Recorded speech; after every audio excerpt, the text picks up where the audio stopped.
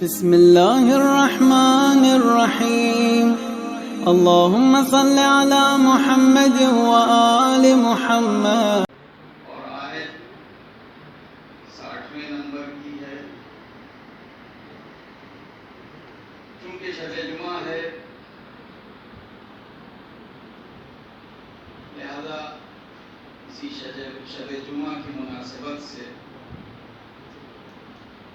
چند منٹ چند دقیقے حالات کے مد نظر اس وقت صورتحال ہے جس سے ہم اور آپ گزر رہے ہیں، دعا کے موضوع پر کچھ معروضات اور گزارشات آپ حضرات کے سامنے رکھنا مقصود ہے.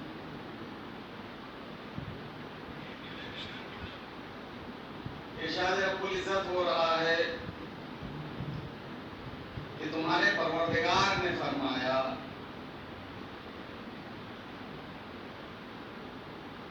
فَادْعُونِي فَاسْتَجِبْ لَكُمْ، تم اسے پکارو، تم اس کی بارگاہ میں ہاتھوں کو پھیلاؤ، تم اس سے طلب کرو، مانگو، دعا کرو. کہہ کون رہا ہے؟ اللہ. اور کس سے کہہ رہا ہے؟ صاحبان ایمان سے، مومنین سے کہہ رہا ہے کہ مانگو، کسی اور کی ضرورت نہیں ہے، کسی اور کے سامنے ہاتھ مت پھیلاؤ، بلکہ جو تمہارا پروردگار ہے، جو تمہارا رب ہے، جو تمہارا معبود ہے، جو تمہارا اللہ ہے، اس کے سامنے ہاتھ پھیلاؤ، اس سے مانگو. عزیزان گرامی، زندگی بجز بندگی کے بالکل بیکار ہے، کچھ نہیں. اور بندگی کی روح ہے دعا. سبحان اللہ. وقت نہیں ہے، نہیں تو تنقیداً کچھ باتیں عرض کرتا پھر آتا اس موضوع پر، لیکن اب جلدی سماعت فرما لیں بہرحال جو کچھ بھی ذہن میں. زندگی بلا بندگی ایک ویران سی زندگی ہے، ویران دنیا ہے. اور بندگی کی روح کا نام دعا ہے. بس اسی کو آگے لے کر کے.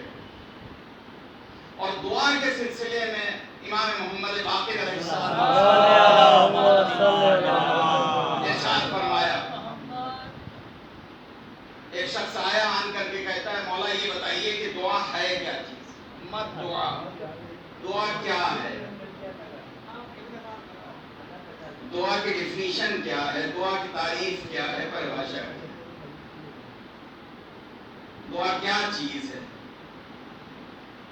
تو آپ نے فرمایا کہ الدعاء هو العبادہ، دعا کرنا اس کی عبادت ہے، دعا اس کی عبادت ہے.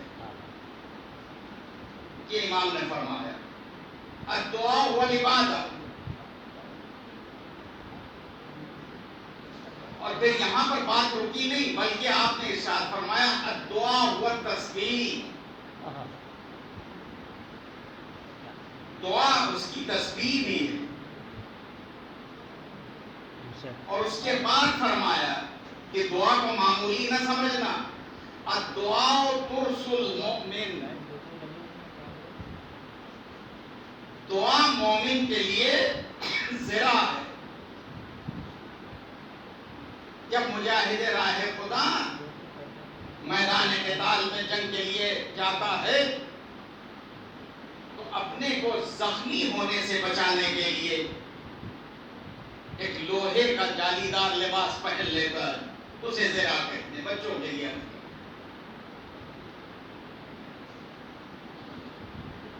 اب امام کیا فرماتے ہیں؟ الدعاء ترس المومن، مومن کے لیے دعا زرہ کا کام کرتی ہے. یعنی باہر سے حملے جو ہوں مومن پر ان سے محفوظ رکھتی ہے دعا. اس کے بعد پھر آپ نے ارشاد فرمایا الدعاء سلاح المومن، دعا مومن کے لیے ہتھیار ہے. شب دعا بھی کہا گیا ہے. شب دعا اس مناسبت سے عرض کر رہا ہوں. سلاح المومن، دعا مومن کے لیے ہتھیار ہے، اسلحہ ہے. ہتھیار کا کام کیا ہے؟ دشمن کو تہہ دیر کرنا، قتل کرنا، یا پھر اپنے کو بچانا. بے شک بے شک، سبحان اللہ. توجہ بے فرمائیے. شک بے شک. اچھا، آپ کا جو ہتھیار ہے بنایا ہوا لوہے کا، اسٹیل کا، جس چیز کا لیے، وہ آپ کو اسی وقت محفوظ رکھے گا دشمن سے کہ جب وہ چیز آپ کے ہاتھ میں ہو، وہ ہتھیار آپ کے ہاتھ میں ہو. بے شک. اور اس ہتھیار کا بھی اس کی بھی اپنی ایک ناپ ہے کہ اتنے فاصلے پر اگر ہم ہیں تو محفوظ رہیں گے، اور اگر اس سے دور ہیں، نزدیک ہیں یا دور ہیں تو مشکل ہے کہ جو ہم، وہ تو ہتھیار کے اوپر ہے کہ اس کی رینج کیا ہے. ایک بندوق لے لیجئے آپ، ایک ہے کہ 10 فٹ کے فاصلے کے اوپر آپ پسٹل وغیرہ سے آپ فوراً کسی کو بھی ختم کر دیتے. دوسرا بہت دور تک مار کرنے والے ہتھیار ہوتے ہیں. امام علیہ السلام نے دعا کو سلاح المومن قرار دیا ہے کہ تمہارے جو بنائے ہوئے ہتھیار ہیں وہ تمہارے محدود دائرے میں رہتے ہوئے ہی تمہیں محفوظ رکھ سکتے ہیں. لیکن دعا ایک ایسا ہتھیار ہے کہ تم کہیں بھی تمہارا دشمن ہو، اگر تم نے اس کے لیے کیا یا اپنی حفاظت کے لیے کیا ہے دعا، تو تم محفوظ رہو اور وہ غیر محفوظ ہو جائے گا. یہ صورتحال ہے. تو سب سے پہلے آپ نے فرمایا الدعاء هو العبادت، دعا عبادت ہے. اب یہاں سے بات چلی. قرآن حکیم کے ایک سورے میں ایک آیت سامنے آئی.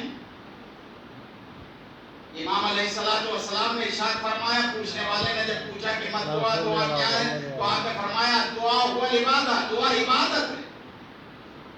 اور اس کے بعد اللہ نے ارشاد فرمایا قرآن حکیم ان الذين يستكبرون عن عبادتي سيدخلون جہنم داخرین.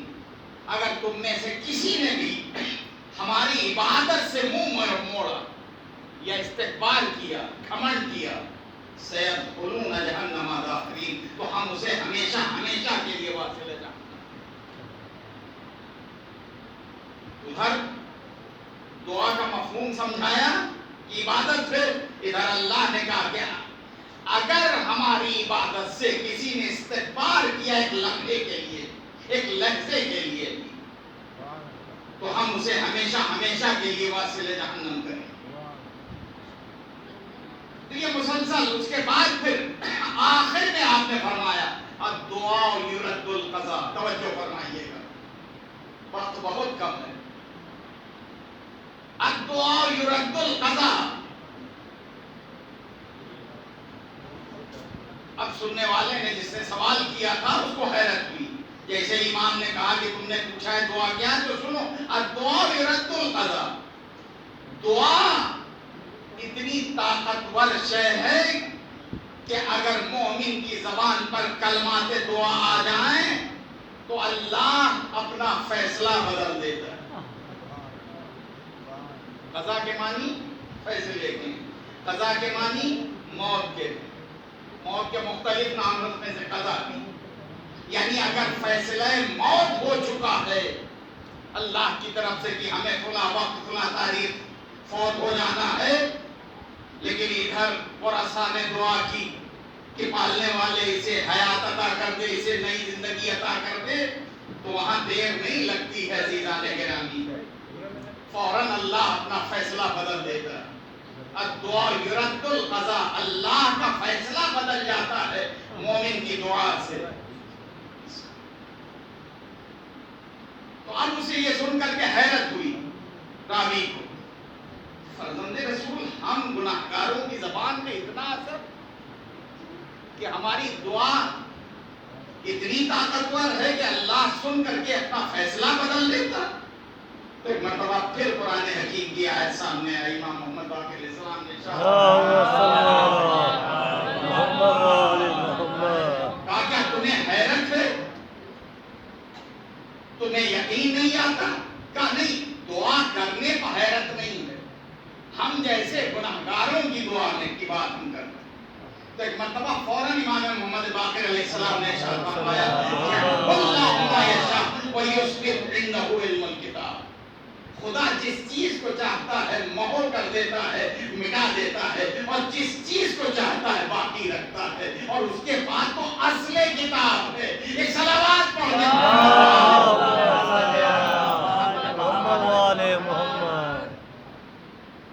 جس شے کو چاہتا ہے وہ مٹا دیتا ہے. ایک وقت معین تھا، لکھا ہوا تھا، اس وقت پہ ہمیں پیدا ہونا ہے اور اس وقت کے اوپر ہمیں جا کر کے مر جانا ہے.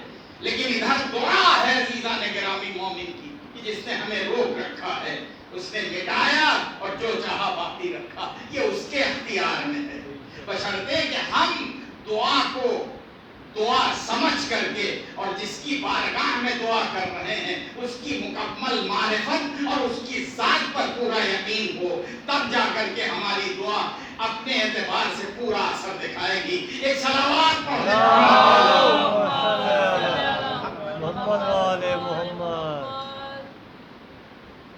تو یہ اہمیت دعا جو امام علیہ السلام نے فرمایا ہے کہ دیکھو دعا کیا ہے. تم نے چھوٹا سا ایک سوال کیا تھا، ہم نے بالتفصیل تمہیں سمجھا دیا ہے کہ دعا کیا چیز ہے.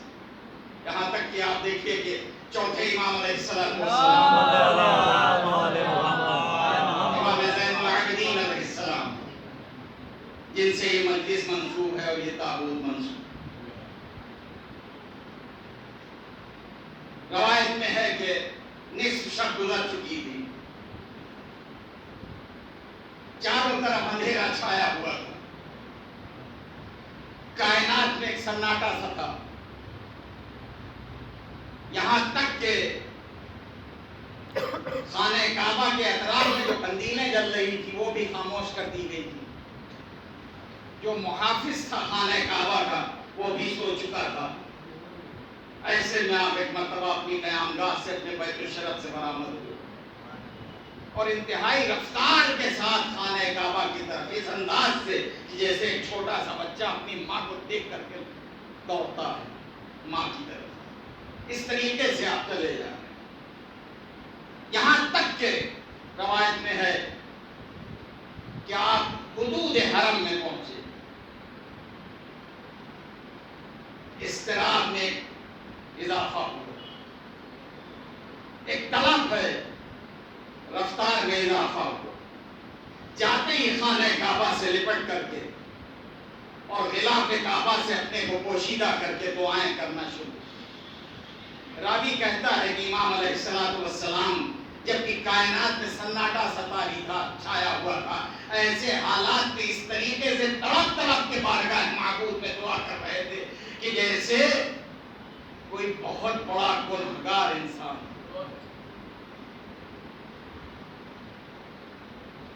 گنہگار انسان تڑپ تڑپ کے بعد دعا کر رہا. وہاں پر کچھ لوگ بیٹھے ہوئے تھے حرم کے حدود میں. انہوں نے دیکھا کہ یہ شیخ آئے اور آنے کے بعد، شیخ سے مراد بزرگ ہوا، آئے آنے کے بعد انہوں نے اس طریقے سے دعا کرنا شروع کی کہ ہم لوگوں کے قلوب جو ہے وہ تھرانے لگے ان کے گریے سے، ان کی مناجات سے، ان کی دعا سے.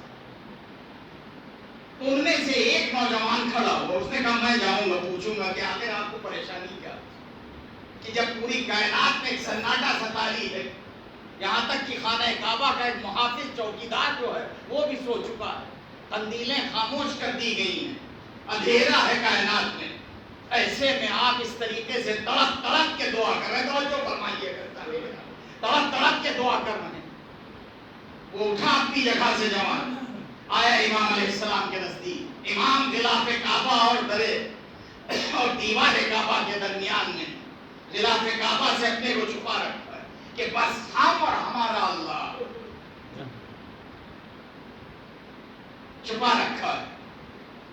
یہ نوجوان قریب آیا, آنے کے بعد ہاتھ جوڑ کے کہتا ہے بزرگوار آخر آپ سے کون سی ایسی خطا ہوئی ہے یا کون سا اتنا بڑا گناہ ہوا ہے کہ جس کی بنیاد پر ایسے وقت میں آپ بارگاہ معبود میں دعا کرنے آئے ہیں کہ جب کائنات میں سناٹا ستاری, کتنے بڑے آپ گناہگار.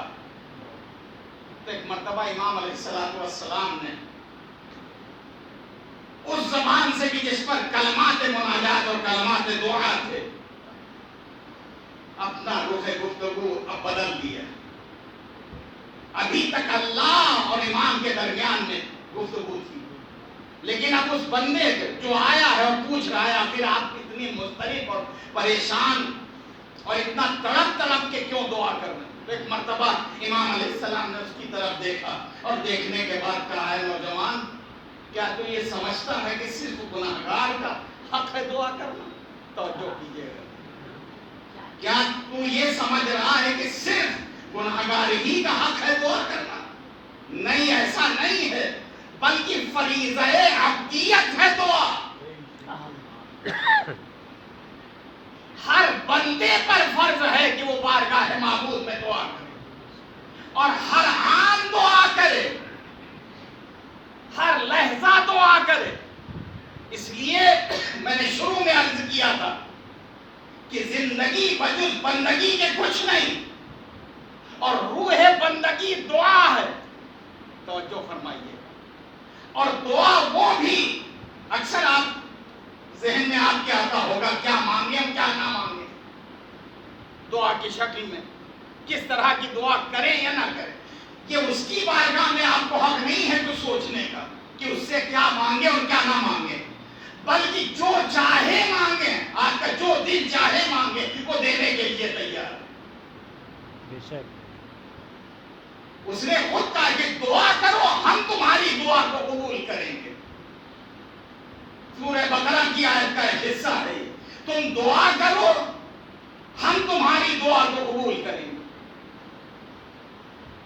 تو دعا کرنا بندے کا کام ہے اور دعا کا قبول کرنا یہ اللہ رب العزت کا کام ہے. توجہ فرمائیے. تو امام علیہ السلام نے کہا کہ فریضہ عبدیت ہے, ہر بندے پر فرض ہے کہ وہ دعا کرتا رہے. ہر بندے کے اوپر فرض ہے کہ وہ ہر آن دعا کرے, ہر لحظہ دعا کرے. اب کیا کرے یہ امام علیہ السلام امیر المومنین علیہ السلام نے فرمایا. نہج البلاغہ کے آپ دیکھیے گا جا کر, میں حوالہ فقط دے رہا ہوں, آپ جا کے دیکھ لیجیے گا. امام علیہ السلام اپنے بیٹے امام حسن سے وصیت کی شکل میں ارشاد فرماتے ہیں. امیر المومنین اپنے بیٹے امام حسن مصطفیٰ سے وصیت کی شکل میں ارشاد فرماتے ہیں کیا ما لا یقدر علی اعطائہ غیرہ. اے میرے بیٹے حسن, کچھ چیزیں ایسی ہیں کہ جن کی عطا پر سوائے اللہ کے کوئی اور قادر نہیں. اگر یہاں پر بات رک گئی ہوتی تو بڑا مسئلہ تھا, لیکن امام علیہ السلام نے وضاحت بھی کر دی, امیر المومنین نے وضاحت بھی کر دی, کہا کچھ چیزیں ایسی ہیں جن کی عطا پر, جن کے دینے پر سوائے اللہ کے اور کوئی قادر نہیں. یعنی کوئی بندہ یہ سوچ لے کہ یہ ہمارے ہاتھ میں ہے تو اس کے ہاتھ میں کچھ نہیں. عزیزان گرامی, اب وہ کیا ہے؟ آپ نے فرمایا کہ پہلی چیز ہے وسعت الارزاق. توجہ فرمائیے کہ یہیں سے بات تمام ہوتی ہے. وسعت الارزاق, تمہارے رزق میں اضافہ اور برکت یہ اللہ عطا کرے گا. اب اس کا آپ نے کیا مفہوم نکالا ہمیں نہیں معلوم, لیکن جو ہم نے مطلب سمجھا ہے وہ یہ ہے کہ محنت کرنا ہمارا کام ہے اور محنت کا پھل عطا کرنا یہ اللہ کا کام ہے. ایک صلوات پڑھیں محمد وآل محمد. تمہارے رزقوں میں اضافہ کرنے والا, یعنی کوئی ایک چیز نہیں, رزق میں بہت سی چیزیں آتی, اس میں علم بھی ہے,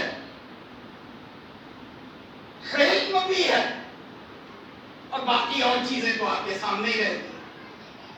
اگر اس میں تم وسعت چاہتے ہو تو وسعت وہ عطا کرے گا. یہ امیر المومنین ارشاد فرما رہے ہیں. اور اس کے بعد فرماتے ہیں صحت الابدان. اور ان بدن کو یعنی یہ جو جسم ہے، اگرچہ عربی میں جسم الگ ہے بدن الگ ہے، لیکن یہ ہماری باڈی اگر یہ صحت مند نہیں ہے تو صحت اللہ عطا کرے گا. تمہارا ڈاکٹر تمہیں دوا تو دے سکتا ہے، صحت نہیں، صحت وہ دے گا. بے شک. صحت الابدان وصحت الارزاق، یہ دو چیزیں کم سے کم آج کی حد تک. رزق میں وسعت اللہ عطا کرے گا. صحت الابدان، بیمار بدن کو صحت عطا کرنے والا اللہ ہے. تو جب دو چیزیں کم سے کم، ابھی ایک چیز اور ہے وہ بعد میں، دو چیزیں یہ کم سے کم جب اللہ کے ہاتھ میں ہیں تو پھر ہم غیر اللہ سے کیوں مانگتے ہیں؟ جب خود امیر المومنین نے کہہ دیا ہے کہ بیمار کو صحت وہ دے گا، تمہارے رزق میں وسعت وہ دے گا، تو پھر اب ادھر ادھر جانے کی ضرورت نہیں ہے. اسی سے ہم مربوط رہیں، اسی سے ہم جڑے رہیں، اسی سے ہمارا سوال ہو، اسی سے دعا کرتے رہیں. محنت کر رہے ہم اور دعا کریں کہ پالنے والے اس محنت میں برکت کو عطا کر دے، وسعت عطا کر دے. تو وہ آج بھی وسعت عطا کرنے والا ہے اور برکت دینے والا ہے. ایک صلوات پڑھیں محمد محمد والے محمد. یہ ہے عزیزان گرامی. خدا کی قسم اگر امیر المومنین چوتھے امام علیہ السلام دعائیں نہ ہوتی، آپ یقین کیجئے کہ ہمیں پتہ ہی نہ ہوتا کہ بارگاہ معبود میں کیسے دعا کی. یہ احسان ہے چوتھے امام علیہ السلام بے شک بے شک. سبحان اللہ. کہ انہوں نے بارگاہ معبود میں حاضر ہونے کا سلیقہ سکھایا. ہاں سبحان اللہ. بہت سبحان. اور یہ ہمیں تو کچھ پتہ ہی نہیں تھا. بے شک. ہم تو درباروں سے، دنیاوی درباروں سے جڑے ہوئے تھے. اس کی بارگاہ سے تو ہمارا کوئی رشتہ ہی نہ تھا. لیکن انبیاء نے بتایا، ائمہ نے بتایا، بالخصوص چوتھے امام علیہ السلام نے. اسی لیے ایک بہت بڑے اسلامی اسکالر نے کہا تھا کہ اگر امام زین العابدین علی ابن الحسین کی صحیفہ کاملہ نہ ہوتی تو ہمیں پتہ ہی نہ تھا کہ ہم اللہ کی بارگاہ میں دعا میں کیا کریں اور کیا نہ کریں، کیسے دعا مانگیں. تو یہ احسان ہے چوتھے امام علیہ السلام کہ انہی نے بھوکے رہ کر کے دعائیں کی، پیاسے رہ کر کے دعائیں کی، لوگوں کے پیٹ بھر کر کے آپ نے دعائیں کی، لوگوں کی تشنگی کو دور کر کے آپ نے دعائیں کی. جن حالات سے چوتھے امام گزرے ہیں ان حالات کو اگر آپ پڑھیے گا بغور تو اندازہ ہوگا. مدینے سے کربلا تک بس آپ کی ذمہ تمام، اور پھر کربلا سے مدینے تک کم سے کم 2 برس مان لیجیے، کم سے کم. ہمیں یقینی طور پہ ہمیں نہیں معلوم کتنا عرصہ، لیکن کم سے کم 2 برس. ان 2 برس میں ہمارے امام پر کیا گزری، ہمارے آپ کے چوتھے امام پر کوئی ایسی اذیت نہ تھی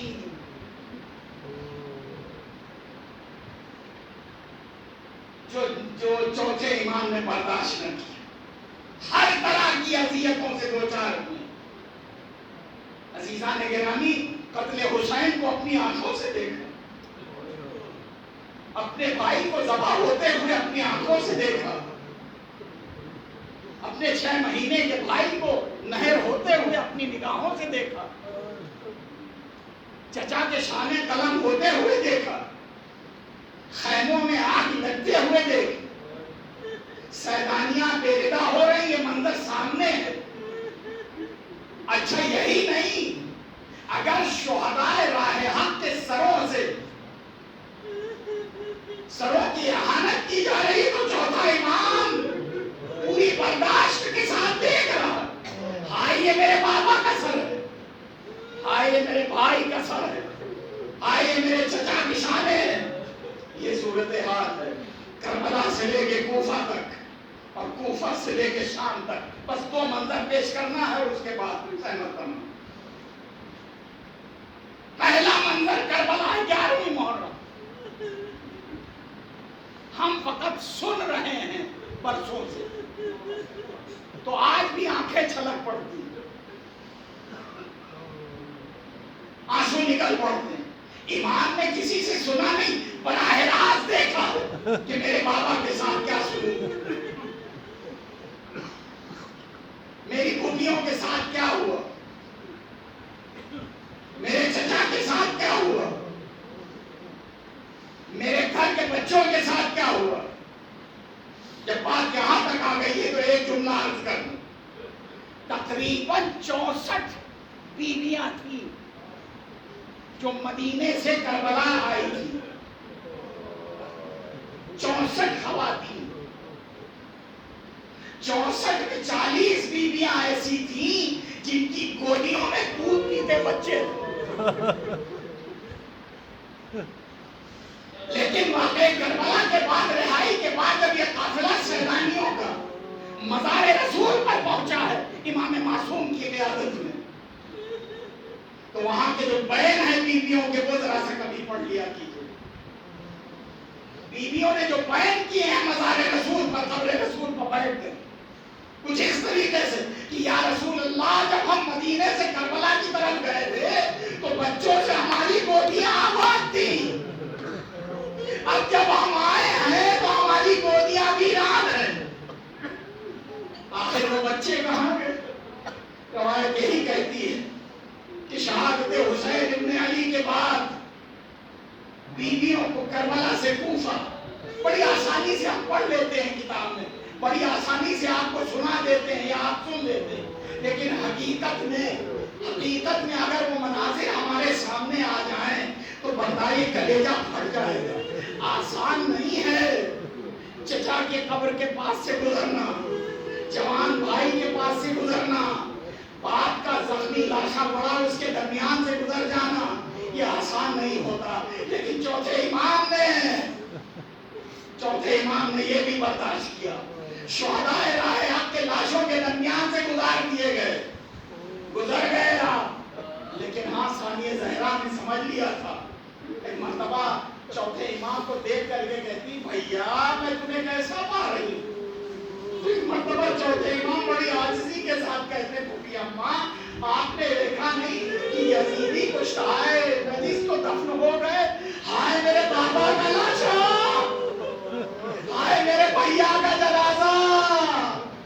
عزاداروں ذرا تصور کرو کن ہاتھوں سے امام زین العابدین نے اپنے بابا کو دفن کیا ہوگا. کب دفن کیا اس سے بحث نہیں، لیکن کون سے ہاتھ تھے جن ہاتھوں سے چوتھے امام اپنے بابا کو دفن کر رہے تھے. روایت تو یہاں تک کہتی کہ بابا کو قبر میں لٹایا اور اس کے بعد ایک مرتبہ گروہ حسین سے آواز آئی، اے میرے بھیا سید سجاد، میرے ششمائے کو مجھ سے الگ نہ کرنا، میرے سینے میں اسے سلا دو. آج بھی علی اصغر اپنے بابا کے سینے پر آرام فرما. اجرکم اللہ. خدا آپ کو کوئی غم نہ دے سوائے ہمیں آل محمد. بس تھوڑی دیر کی دیر یہاں تک کہ روایت کہتی ہے کہ کوفے کی صحبتیں برداشت کی. پھر وہاں سے جب شام کے حدود میں داخل ہوئے تو کب تک سرحد شام پر اس قافلے کو روکا گیا حکومت کی طرف سے، یہ بحث الگ ہے. لیکن اتنا معلوم ہے کہ براہ راست شہر شام میں داخل نہیں ہوا. کئی روز تک سرحد شام پر دن کے دھوپ رات کی اوس میں سیلانیوں کا قافلہ رکا رہا. شام کی آئینہ بندی اور سجاوٹ ہوتی رہی. شہر شام سجا دیا گیا، دربار یزید کو آراستہ اور پیراستہ کر دیا گیا، اور اس کے بعد جب اس قافلے کو داخلہ ملا تو اس مقام پر یہ قافلہ پہنچا جہاں آج بھی مسجد امیہ جامع مسجد ہے، یہ شام کی سب سے بڑی مسجد جس میں آج بھی دربار یزید ہے، اس کے صدر دروازے پر جب یہ قافلہ بیویوں اور بیگسوں کا پہنچا تو روایت کہتی ہے اس مسجد کے اندر ایک قاری قرآن بیٹھا ہوا قرآن حکیم کی تلاوت کر رہا تھا۔ اس نے جب شور سنا تو ایک مرتبہ در مسجد پر آن کر کے چوتھے امام کو بغور دیکھا اور کہا الحمدللہ خضا لکم، اس اللہ کی حمد ہے کہ جس نے تم کو رسوا کیا۔ امام علیہ السلام نے یہ جملہ سن تو لیا لیکن برداشت نہ کر سکے۔ ایک مرتبہ لوہے میں جکڑا ہوا امام، زنجیروں میں جکڑا ہوا میرا مولا اپنے وجود کو سمیٹ کے آگے آہستہ آہستہ آگے بڑھا۔ اب جو بڑھ کے ان شیخ کے قریب آیا تو کہا اے شیخ کیا تم نے قرآن حکیم کی تلاوت نہیں کی ہے؟ ایک مرتبہ وہ بزرگوار کہتے ہیں کہ میں نے کی ہے، میں ابھی قرآن حکیم ہی کی تلاوت کر رہا تھا۔ ایک مرتبہ امام علیہ السلام نے چاہا کہ یہ بے خبر ہے ہمارے مقام و مرتبے سے، لہذا قرآن حکیم کے ذریعے سے میں اسے معرفت کروں۔ چنانچہ آپ نے فرمایا کہ تم نے آئے مودت کی تلاوت نہیں کی، قُلْ لَا أَسْأَلُكُمْ عَلَيْهِ أَجْرًا إِلَّا الْمَوَدَّةَ فِي الْقُرْبَىٰ۔ تو ایک مرتبہ وہ شیخ کہتے ہیں میں نے کی ہے، میں نے کی ہے۔ جب اس نے کہا ہاں میں نے کی ہے، میں برابر اس آیت کی تلاوت کرتا رہتا ہوں، تو ایک مرتبہ آپ فرماتے واللہ نعلم، خدا کی قسم ہم ہی ہیں اہل بیت۔ اس کے بعد امام علیہ السلام نے دوسری آیت کوٹ کی، کہا تم نے اس آیت کی تلاوت نہیں کی، وَآتَ ذَا الْقُرْبَىٰ حَقَّهُ، کہا اس آیت کی بھی تلاوت کرتا رہتا ہوں۔ آپ نے فرمایا وہی میں قربا ہوں، میں ہی قرابت دار ہوں جن کے حق کی بات کی گئی۔ اس کے بعد آپ نے فرمایا تم نے آیت تطہیر کی تلاوت نہیں کی۔ اس نے کہا میں برابر آیت تطہیر کی تلاوت کیا کرتا ہوں۔ آپ فرماتے ہیں کہ آیت تطہیر ہماری شان میں ہے، لیکن عزاداروں ان بزرگوار کو یقین نہ آیا۔ ایک مرتبہ ان کی جسارت بڑھی، ایک مرتبہ وہ کہتے کہ اگر واقعی آپ آل رسول ہیں تو قسم کھائیے۔ چوتھے امام علیہ السلام نے فرمایا واللہ نعلم، خدا کی قسم ہم ہی اہل بیت، لیکن ابھی بھی ان کو یقین نہ ہوا۔ کہا کہ آپ کا نام کیا ہے؟ کہا میرا نام علی۔ کہا عرب میں دستور ہے کہ باپ کے ساتھ بیٹے کا نام لیا جاتا ہے، آپ کے بابا کا کیا نام ہے؟ ایک مرتبہ چوتھے امام تڑپ کے کہتے ارے اب میرے بابا کا نام کیا کرو گے پوچھ کے؟ ویسے پوچھا ہے تو سن لو، میرا نام علی، میرے بابا کا نام حسین۔ وہ دیکھو نیزہ طویل پر میرے بابا کا سر بلند ہے۔ اب جو سر حسین دیکھا تو ان بزرگوار کے ہوش جاتے رہے، دونوں ہاتھوں کو بلند کر کے کہا پالنے والے مجھے معاف کر دینا، مجھے تو یہ بتایا گیا تھا کہ ایک باغی نے بغاوت کی ہے۔ ارے یہ تو اولاد رسول ہے، یہ تو حسین مظلوم ہے، میرے سید و سردار ہیں۔ اجرکم اللہ، اجرکم اللہ۔ روایت کہتی ہے اس طریقے سے چوتھے امام آگے بڑھتے چلے جا رہے، وہ منظر بھی سامنے آیا کہ آپ کی 4 سال کی سکینہ کی وفات قید خانہ شام میں ہوئی۔ ایک بہن کی وصیت کے مطابق امام عصر نے اور بی بی کے بھائی نے بڑے خلوص کے ساتھ آپ کو دفن کیا۔ روایت کہتی رہائی کے بعد جب آپ میدان وارد کربلا ہوئے ہیں، روایت کہتی حالت آپ کی یہ تھی کبھی آپ مزار حسین پر آتے واہ بتا، کبھی چچا عباس کی قبر پر جاتے اور ایک آیسن کہتے ہائے میرے چچا کے دونوں چاندے قلم ہوئے۔ 3 شب و روز تک بیویوں نے کربلا میں ماتم کیا۔ روایت کہتی ہے ایک مرتبہ چوتھے امام نے تیسرے روز آواز دی اے بیویوں چلو مدینے جانا ہے۔ مدینے پہنچ کر کے چوتھے امام تقریباً کرتے رہے. پانی جب وضو کے لیے لا کے کوئی دیتا تھا تو صحابہ سرد کو دیکھ کے کہتے تھے ہائے میرا مظلوم بابا، ہائے میرا بھیا علی اصغر 35 برس تک میرا اور آپ کا چوتھا امام اس دنیا میں رہ کر کے گریا کرتا رہا. اور اس کے بعد 25 محرم سن 95 ہجری کو اس دنیا سے رحلت ہوئی. عزادارو، آج اپنے بابا کا روضہ جنت البقیع سے چوتھے امام دیکھ کے خوش ہو رہے ہوں گے، لیکن آج